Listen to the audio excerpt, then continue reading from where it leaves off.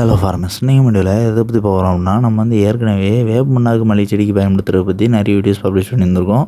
So நம்ம என்ன வேப்ப புண்ணாக்கு பயன்படுத்துகிறோம் அப்படிங்கிறத பற்றி தான் இந்த வீடியோவில் முழுசாக பார்க்க போகிறோம். ஸோ நீங்கள் ஸ்க்ரீனில் பார்க்குறது பார்த்தீங்கன்னா ஸ்பிக் பிராண்டை சேர்ந்த நீங்கள் கேக்கு தான், அதாவது வேப்ப புண்ணாக்கு தான். ஸோ இது வந்து முழுக்க ஆர்கானிக் ப்ராடக்ட் தான். ஸோ இது இயற்கை விவசாயம் பண்ணுறவங்களுக்கு ரொம்பவே உகந்த ப்ராடக்ட்டு அண்ட் எல்லா விவசாயத்துக்குமே பயன்படுத்தலாம், அதாவது எல்லா வகையான பயிர்களுக்குமே பயன்படுத்தலாம். அண்ட் நெக்ஸ்ட்டு இதில் முக்கியமாக குறிப்பிட்டிருக்கக்கூடிய 3 நியூட்ரியன்ஸ், அதாவது 3 சத்துக்கள் என்ன அப்படின்னா என்பிகே, நைட்ரஜன், பாஸ்பேட், பொட்டாசியம் தான். நைட்ரஜன் வந்து 1.5%, பாஸ்பேட் வந்து 0.20%, பொட்டாசியம் வந்து 0.50% இருக்குது அப்படின்னு குறிப்பிட்டிருக்காங்க. அண்ட் இது எல்லாமே மினிமம் ரேஷியோவில் தான் குறிப்பிட்டிருந்திருக்காங்க. ஸோ மேக்ஸிமம் ரேஷியோ வந்து பிராண்டில் குறிப்பிடல. ஸோ நம்ம வந்து அனலைஸ் பண்ண டேட்டா வச்சு பார்க்கும்போது இதில் வந்து இருக்கக்கூடிய நைட்ரஜன் கண்டென்ட் வந்து 5% வரை மேக்ஸிமம் இருக்குது. அண்ட் பாஸ்பேட் வந்து 1% வரை இருக்குது. பொட்டாசியம் வந்து 2% வரை இருக்குது. ஸோ இது வந்து மினிமமாக குறிப்பிட்டிருக்கிறதுலேருந்து மேக்ஸிமமாக நம்ம சொல்லியிருக்க ரேஷியோ வரை இருக்கும். ஸோ பெரும்பாலும் ஆவரேஜாக இருக்கிறதுக்கான வாய்ப்புகள் இருக்குது. அதாவது இது வந்து அதுக்காக பிரத்யேகமாக என்பிகே சத்துக்களுக்காக பயன்படுத்த முடியாது. இது வந்து நம்ம ஏற்கனவே ப்ரீவியஸாக நிறைய வீடியோஸில் குறிப்பிட்டிருந்திருக்கோம். இது வந்து நம்ம மல்லிகைக்கு முக்கியமாக நுண்ணு சத்து குறைபாடுகளை சரி செய்கிறதுக்கும், நுண்ணு சத்து குறைபாடு ஏற்படாமல் இருக்கிறதுக்கும், மண்ணில் பயிரோட வேர்களை பாதுகாக்கிறதுக்கும், அதீத பக்கக்கிளைகளை தூண்டுறதுக்கும் நம்ம வந்து பயன்படுத்துகிறோம் அப்படின்னு. அண்ட் நெக்ஸ்ட் இதில் வந்து மைக்ரோநியூட்ரியன்ஸ் எவ்வளோ அளவு இருக்குது அப்படிங்கிறதுமே பிராண்டில் குறிப்பிடல. ஸோ நம்ம அனலைஸ் பண்ண டேட்டா வச்சு பார்க்கும்போது இதில் வந்து கால்சியம் 0.5லேருந்து 1.5% வரையும், மெக்னீஷியம் 0.3லேருந்து 1% வரையும், சல்ஃபர் 1%லேருந்து 2% வரையும், அண்ட் ட்ரேஸ் எலமெண்ட்ஸாக அயன் வந்து 1000லேருந்து 3000 ppm வரையும், ஜிங்க் வந்து 20லேருந்து 80 ppm வரையும், மெக்னீஸ் வந்து 20லேருந்து 60 ppm வரையும், காப்பர் வந்து 5லேருந்து 20 ppm வரையும் இருக்குது. அண்ட் லாஸ்ட்டு அந்த ppm அப்படிங்கிறது வந்து இருக்கிறதுலேயே ரொம்பவே லோவஸ்ட் குவான்டிட்டியாக இருக்கக்கூடிய ஊட்டச்சத்துக்களை குறிப்பிட்றதுக்கான ஒன்று தான். அதாவது ஊட்டச்சத்துக்கள்னு கிடையாது, இது வந்து ஒரு ரேஷியோ. அதாவது ppm அப்படிங்கிறது வந்து பார்ட்ஸ் பெர் மில்லியன் அப்படின்னு குறிப்பிடுவாங்க. ஸோ இது வந்து 1 கிலோகிராமுக்கான அளவில் இதில் வந்து 1 ppm ஊட்டச்சத்து இருக்குது அப்படிங்கிற பட்சத்தில் அந்த 1 கிலோகிராமுக்குன்னு பார்க்கும்போது 1 மில்லிகிராம் அப்படிங்கிற அளவில் அந்த ஊட்டச்சத்து இருக்குது அப்படின்னு அர்த்தம்.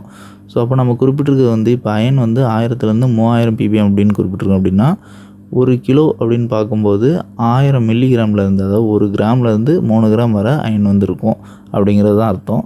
ஸோ இது வந்து இருக்கிறதுலே ரொம்பவே லோவஸ்ட்டு குவான்டிட்டி தான். ஸோ அது லோ குவான்டிட்டி ரேஷியோ, ரொம்பவே குறைந்த அளவில் இருக்கக்கூடிய ஊட்டச்சத்துக்கள் தான்.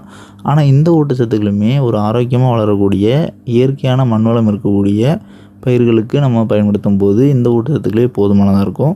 ஸோ நம்மளோட ஃபீல்டை பொறுத்தவரை நம்ம வந்து மண்ணில் கெமிக்கல் ஃபெர்டிலைசர்ஸ் பயன்படுத்துகிறது கிடையாது அப்படிங்கிறதுனால மண்ணோட வந்து பெருமளவு கெடலை. ஸோ அதனால் மண்ணில் நுண்ணுயிரிகளோட பெருக்கம் அதிகமாக இருக்கிறதுனாலையும் நம்ம வந்து தொடர்ச்சியாக ஆட்டு எருவும் வேப்ப புண்ணாக்கும் பயன்படுத்திக்கிட்டு இருக்கிறதுனாலையும் நம்மளோட மல்லிகை செடிகளுக்கு இந்த வேப்ப புண்ணாக்கில் நம்ம குறிப்பிட்டிருக்கக்கூடிய ஊட்டச்சத்துக்களே போதுமானதாக இருக்கும், அதாவது நுண்ணு சத்துக்களே போதுமானதாக இருக்கும்.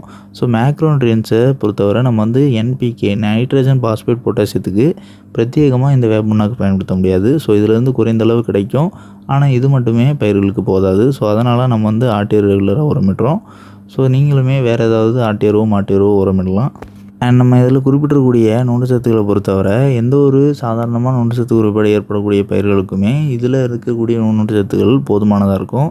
ஸோ நீங்கள் அந்த பயிர்களுக்கு மண்ணில் கெமிக்கல் ஃபெர்டிலைசர்ஸ் பயன்படுத்தாத பட்சத்தில் நீங்கள் இதை பயன்படுத்துகிறதே போதுமானதாக இருக்கும்.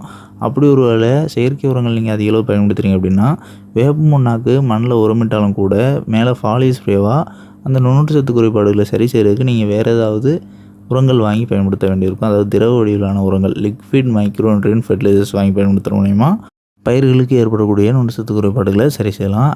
அண்ட் நெக்ஸ்ட்டு இந்த வேப்ப புண்ணாக்கில் இருக்கக்கூடிய கசப்புக்கு காரணமான மூலக்கூறு என்ன அப்படின்னா அசாட்ரியாசின் அப்படின்னு குறிப்பிடக்கூடிய மூலக்கூறு தான். ஸோ இது வந்து இந்த கசப்பு, அதாவது இந்த வேப்பிலையில் இருக்கக்கூடிய கசப்பு தான் இது. ஸோ இது வந்து 300லேருந்து 1500 ppm வரை இருக்குது. ஸோ அப்படின்னா 1 கிலோவுக்குன்னு பார்க்கும்போது 300 மில்லிகிராம்லேருந்து 1500 மில்லிகிராம், அதாவது 1.5 கிராம் வரை இருக்குது. ஸோ இந்த கசப்பு தன்மை தான் மண்ணில் பயிரை சேதப்படுத்தக்கூடிய நூற்புழு தாக்குதலாக இருக்கட்டும், அப்படி இல்லைனா ஒயிட் கிரிப்ஸ்ன்னு குறிப்பிடக்கூடிய வெள்ளைப்புழு தாக்குதலாக இருக்கட்டும், அண்ட் பயிர்களுக்கு ஏற்படக்கூடிய வேர்கள் நோயாக இருக்கட்டும், ஸோ இது எதுவுமே பயிரை சேதப்படுத்தாமல் இருக்கிறதுக்கு இந்த கசப்பு தன்மை வந்து வழிவகுக்குது. அண்ட் நெக்ஸ்ட்டு இதை வந்து நம்ம மல்லிகை செடிகளுக்கு தொடர்ச்சியாக பயன்படுத்துகிறோம் அப்படின்னு வந்து நம்ம குறிப்பிட்டிருந்தோம். ஸோ நம்ம வந்து மல்லிகை செடிகளுக்கு எந்த ஸ்டேஜில் தொடர்ச்சியாக பயன்படுத்துகிறோம் அப்படின்னா ஒரு முறை வேப்ப புண்ணாக்கு உரமிடும்போது மல்லிகை செடி வந்து தாவர நிலை வளர்ச்சியில் இருக்கும். அண்ட் மறுமுறை உரமிடும்போது பூக்கும் நிலையில் இருக்கும். ஸோ நம்ம வந்து ஃபஸ்ட் டைம் உரமிடும்போது தாவரநிலை வளர்ச்சியில் அதிகமான பக்கக்கிளைகள் தோன்றுறதுக்கும் அண்ட் செகண்ட் டைம் உரமிடும்போது அதாவது ஒரு 15 நாட்களுக்கு பிறகு 2வது முறை வேப்ப புண்ணாக்கு உரமிடும்போது பூக்கும் நிலையில் மல்லி செடியில் பூக்களை பெரிதாக கொண்டு வரதுக்கும் பூக்களோட எடையை அதிகரிக்கிறதுக்கும் ரொம்பவே சப்போர்ட்டிவாக இருக்கும். ஸோ இது வந்து நீங்கள் இப்போ தான் வேப்ப புண்ணாக்கு மல்லி செடிகளுக்கு பயன்படுத்த போகிறீங்க அப்படிங்கிற பட்சத்தில் ஃபஸ்ட் டைம் எந்த ஸ்டேஜில் நீங்கள் உரமிடுறீங்க அப்படிங்கிறத வந்து நோட் பண்ணிக்கிங்க. ஸோ முடிஞ்ச அளவு தாவரநிலை வளர்ச்சியில் ஃபஸ்ட் டைம் உரமிடும்போது மகசூலை நேரடியாக அதிகரிக்கிறதுக்கு வழிவகுக்கும். அண்ட் லாஸ்ட்டாக இந்த வேப்பண்ணாக்கூட ப்ரைஸை பற்றி பார்த்துடலாம். அதாவது இதோட மூடையோட ரேட், அதாவது இது வந்து 50 கிலோ மூடை. இதோட ரேட்டுன்னு பார்க்கும்போது 1500 ரூபா அப்படிங்கிற அளவில் வந்து விற்கிறாங்க. ஸோ இந்த 1500 ரூபா அப்படிங்கிற ப்ரைஸில் தான் நம்ம வந்து வாங்கியிருந்தோம். ஸோ இதுவே லூஸில் வாங்கும்போது 1 கிலோ வந்து 30 ரூபாயிலேருந்து 40 ரூபாய் வரை ஸ்டோருக்கு ஸ்டோர் வேறுபடும். ஸோ நீங்கள் முடிஞ்ச அளவு அதிகமாக தேவைப்படும் பட்சத்தில் இந்த மாதிரி மூடையை வாங்கி பயன்படுத்துறது லாபகரமாக இருக்கும். அண்ட் இந்த வீடியோவில் டவுட் இருந்துச்சுன்னா கமெண்ட் பண்ணுங்கள். அண்ட் இந்த மாதிரி வேறு எந்த ஒரு ஃபெர்டிலைசர் பற்றியோ தெரிஞ்சு நினச்சிங்கனாலோ அந்த ஃபெர்டிலைசரோட நேம் மறக்காமல் கமெண்ட் பண்ணுங்கள். அண்ட் இந்த வீடியோ வந்து உங்களுக்கு யூஸ்ஃபுல்லாக இருந்துச்சுன்னா யூஸ்ஃபுல் அப்படின்னு கமெண்ட் பண்ணுங்கள். அண்ட் இந்த வீடியோவோட நம்மளோட செகண்டரி சேனலான அக்ரிவியூ ஷார்ட் சேனலில் கொலாபரேட் பண்ணிக்கிறோம். ஸோ இந்த வீடியோ பப்ளிஷ் ஆகக்கூடிய சேனல் ப்ரொஃபைல் நீங்கள் கிளிக் பண்ணி அப்படின்னா அதில் 2 சேனல் ப்ரொஃபைல் காட்டும். ஸோ அதில் அக்ரிவியூ ஷார்ட் சேனலை மறக்காமல் சப்ஸ்கிரைப் பண்ணிங்க.